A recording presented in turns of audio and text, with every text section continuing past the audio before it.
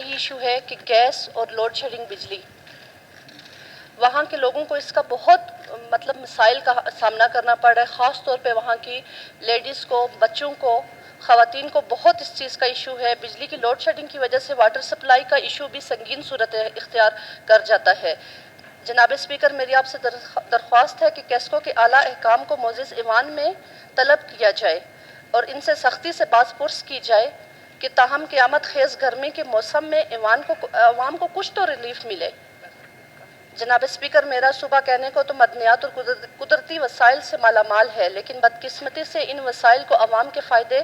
میں اور بہبود کے لیے اس حد تک کارآمد نہیں بنایا جا سکتا جس حد تک اس کی ضرورت ہے۔ اس کی سب سے بڑی مثال صوبے کی لوڈ مینجمنٹ کے نام پہ سوئی گیس کی بندش ہے۔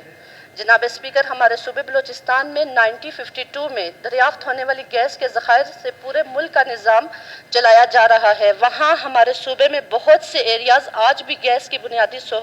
سہولیات سے محروم ہیں، اور اس سے بھی بڑی بدقسمتی کی بات یہ ہے کہ جن ایریاز میں گیس کی سہولت موجود ہے وہاں پہ یا تو پریشر انتہائی کم ہے یا پھر وہاں پہ دن میں 10-12 گھنٹے 20 گھنٹے گیس بند کر دی جاتی ہے،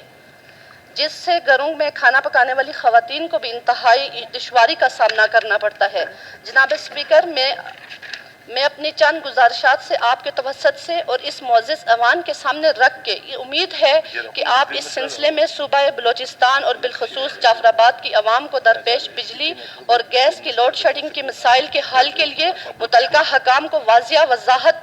ہدایت دیں گے۔ جناب اسپیکر، آپ کا بہت شکریہ جنہوں نے مجھے اس معزز ایوان میں اپنے علاقے